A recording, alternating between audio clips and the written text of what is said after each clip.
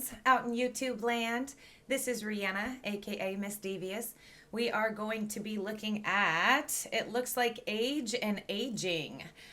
This is a topic I haven't yet reacted to. I do have a whole bunch of opinions on it, so I'm just going to get right into it for you. We're getting old. That's true on a personal level, of course. Every second you're sitting there surfing the internet, you're getting 1 second older. But it's also true in a global sense. The average age of humanity is going up, and going up pretty rapidly, especially in North America, Europe, and many parts of Asia. A report from the United Nations shows that the median age of the world population has risen from 23 in 1950 to 30 as of 2015. And by 2050, the median age for the entire world will be 36. In more developed countries like the United States, these trends are even steeper. The median age has increased from 23 in 1900 to 30 in 1950, and finally up to 37 by the time of the 2010 census. The population of elderly Americans, those 64 or older, is expected to more than double by 2060, going from about 46,000 as of 2014 to 98,000 in 2060. That's a huge change, so we owe it to ourselves to ask, why are people getting older, and what will that mean for how our society works? So, I often talk about this and how people reference our generation or this current generation as one that does not age in a likeness to any other before us or before them. So because we're more proactive with health, and because we're more, I want to think it's because we're healthier and because we're making better choices, and knowledge is power. So the more we learn about the body and muscle strength and brain strength and all these things, we get, older. We expand our longevity, I guess, so to say.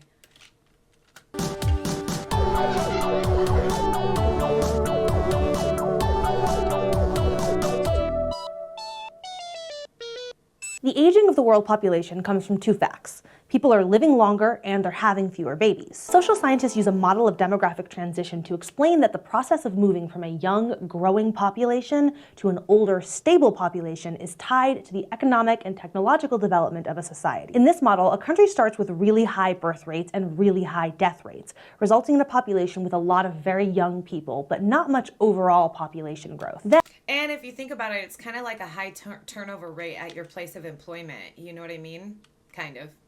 Resulting in a population with a lot of very young people, but not much overall population growth. Then, agricultural and technological advances improve the standards of living. Access to food, water, housing, and medical treatment all improve, which reduces the number of people who are dying at a young age. People are still having a lot of children, but they're living longer, so this leads to a larger and older population. But then, in the next phase of the model, as the probability improves that a child will live into adulthood, families begin having fewer children, so their country reaches the final stage of demographic transition, low birth rates and stable death rates. And if there are fewer babies, that means there are fewer young people to pull down the average age. The total fertility rate, which is a projected estimate of the number of children an average woman of childbearing age will have over her lifetime, has been declining for most countries for a while now. Right. For the United States, total fertility rates were at a peak of 3.7 births per woman in the late 1950s, but are now at only 1.8 births per woman. All of this means that we're looking at a future with a few more gray heads in society than past generations have had.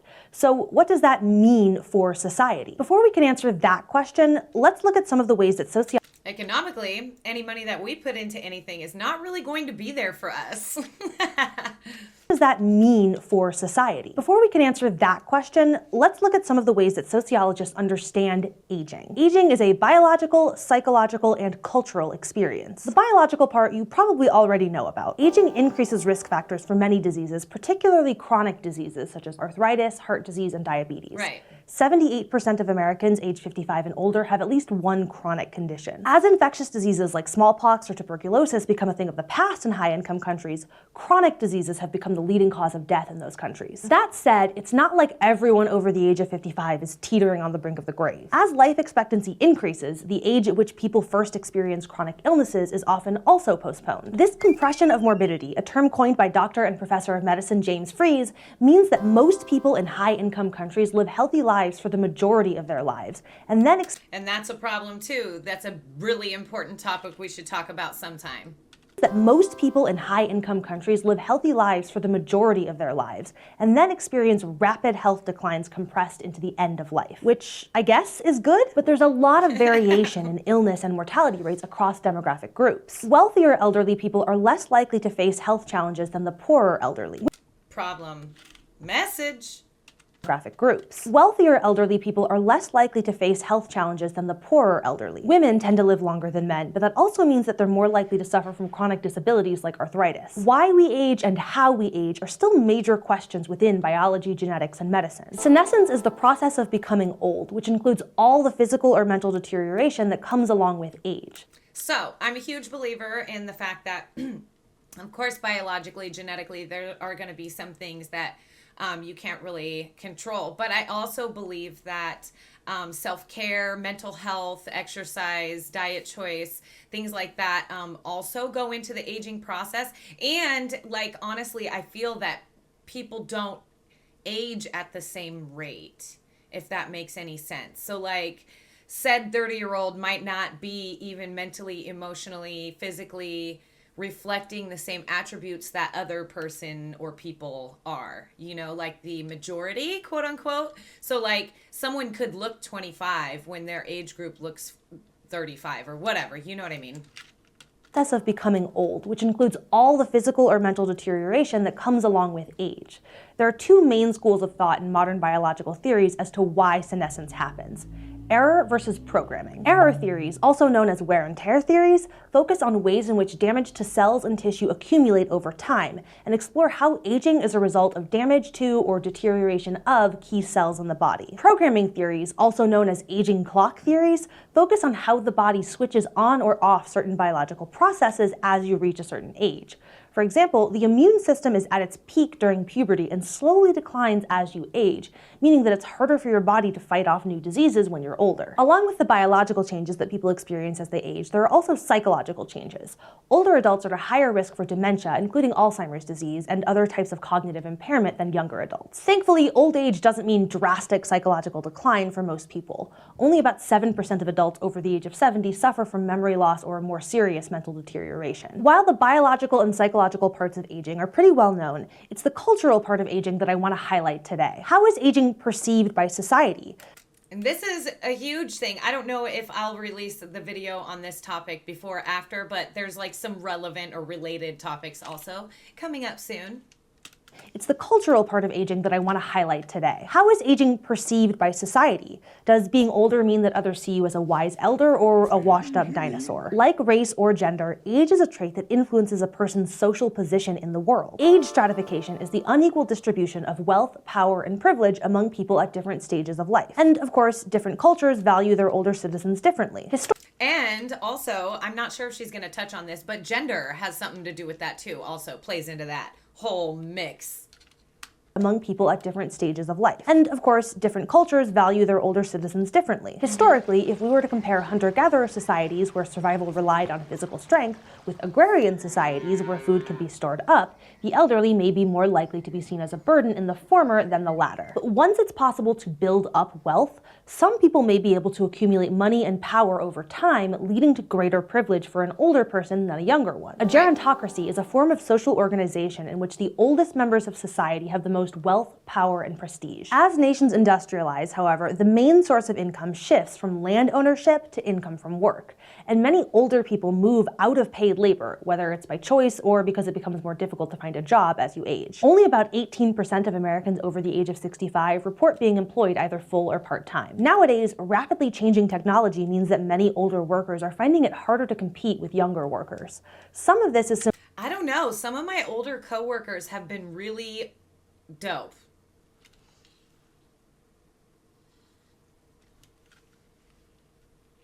means that many older workers are finding it harder to compete with younger workers. Some of this is simply due to changes in what types of jobs are available, which may make the job experience of older workers less relevant in today's economy. But companies may also be less willing to hire older workers because of ageism or prejudice and discrimination based on age.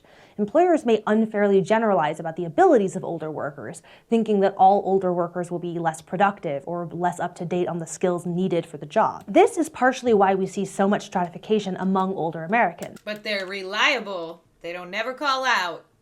skills needed for the job. This is partially why we see so much stratification among older Americans. They're much more vulnerable to poverty, with 8.8% of Americans over the age of 65 living in poverty. Retirement from the labor force is, of course, voluntary for many people in high-income countries, and for some, it's a welcome break from the workforce. But for others, it's a difficult transition for both financial and cultural reasons. While many wealthier countries provide some kind of income support, I think we should all retire at like 40.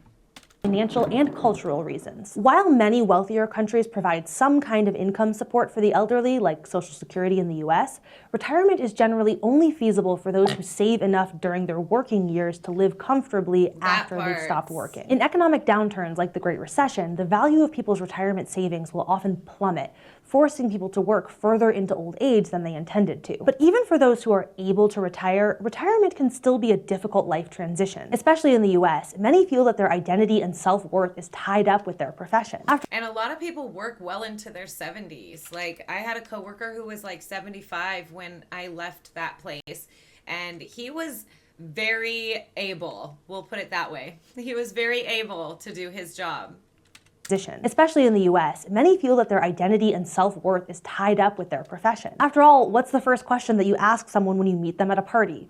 So what do you do? When work plays such a central role in society, retiring can result in less social prestige as well as a loss of purpose. For some retired people, work in the labor market ends up being replaced with caregiving work. Caregiving here refers to informal, unpaid care provided to a dependent by family members, other relatives, or friends. About 42% of caregivers to the elderly are a spouse, more likely a wife taking care of a husband than the other way around, partially due to women's longer lifespans. Caregiving is a demanding job and can contribute to the social isolation that many older members of society feel. Limited time due to caregiving, lower mobility due to the aging process or chronic health problems, and the loss of aging friends and family members are all reasons that older Americans cite for feeling lonely or isolated as they age. That's so sad. It is so sad because I know my grandparents felt that way when their friends started dying. I felt awful for them. Are all reasons that older Americans cite for feeling lonely or isolated as they age. Death is a bit of a grim note to end our discussion of aging on, but just as aging plays a specific cultural role, so does death. And as the saying goes, nothing is certain in life except death and taxes. Except for Mr. Elon Musk creating our anti-ageist column that hopefully we're all old enough or young enough to be present for, so we can live forever, along with Elon.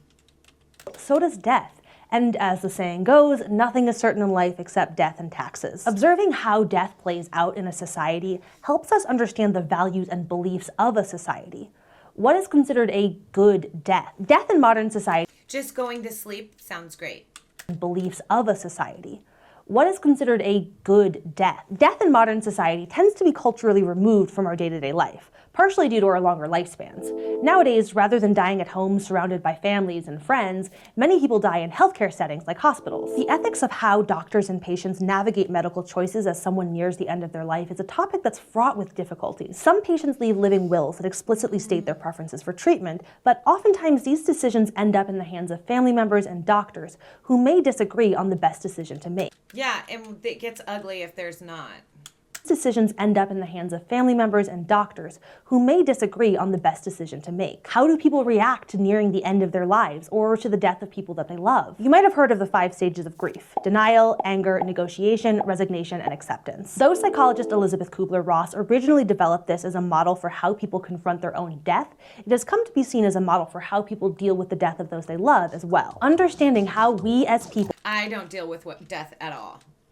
Be seen as a model for how people deal with the death of those they love as well. Understanding how we as people process death and aging will only take on more importance in the coming years as the number of older people in society increases. Today we learned about the changing age patterns of the world. Yes. We discussed the biological, psychological, and cultural aspects of aging. That is what and finally, we ended with a discussion of some of the difficulties faced by older individuals, including economic instability, retirement, caregiving, social isolation, and navigating medical decisions as they near the end of life. Crash Course Sociology is filmed in the Dr. Cheryl C. Kinney studio in Missoula, Montana, and it's made with the help of all of these nice people.